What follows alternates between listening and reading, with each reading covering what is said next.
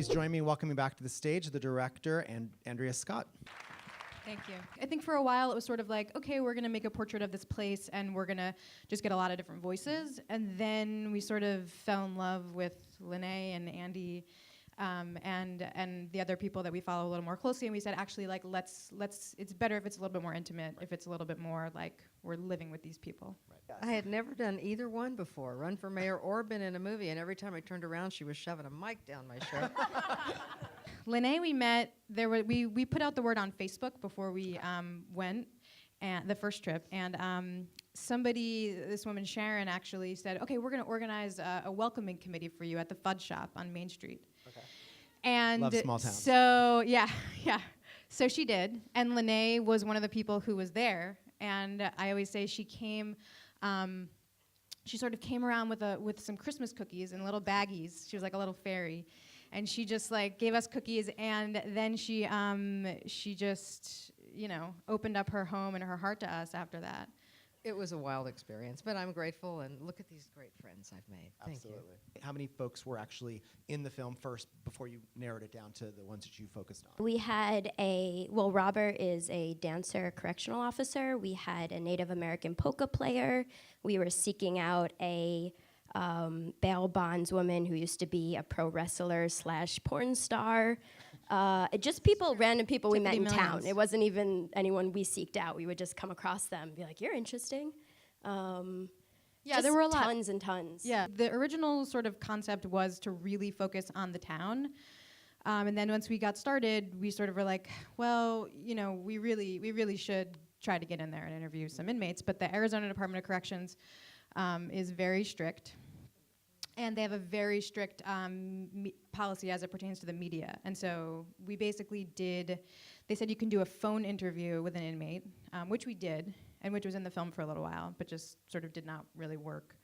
But we did try to do on-camera interviews with inmates. And I think that in the end, it's sort of, I don't know, I mean, we were trying to become very immersed in people's lives, so I don't know that even that would have been allowed to happen had we really been able to spend time on the inside. I think it is a concern for towns like Florence, who definitely,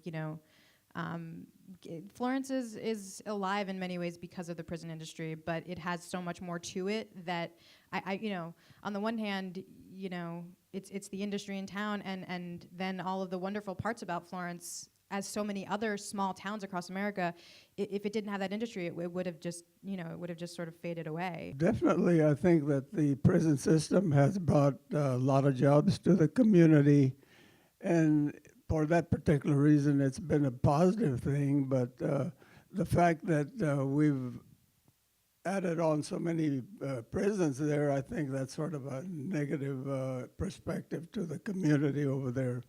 Although I hope that it stops at some time in the future. We went in and we would say, "Oh, we're making a film about the town." That's basically what we said. And I think that people would say, "Well, what is it? The history of the town? Is it the prisons? Is it?" And I think people in Florence would generally get their backs up a little bit if we said it was about the prisons. And it never really was about the prisons.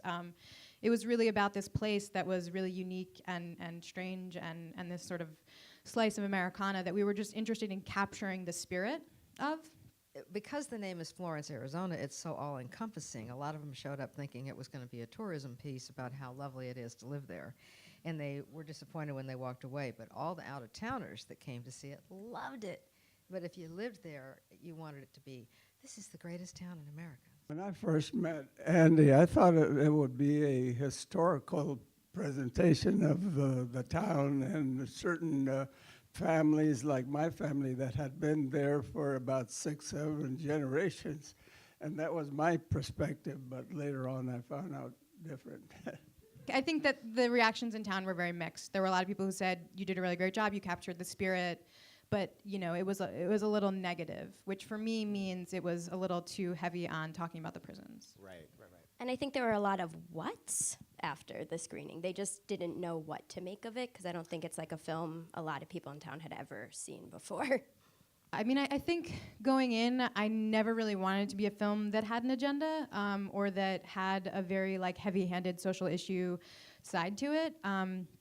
I wanted it to be an emotional film. I wanted it to be funny. I wanted it to be fun. And I think that generally people are going to go along with you for the social issue if they're also hooked in by the characters and sort of like the spirit and the energy.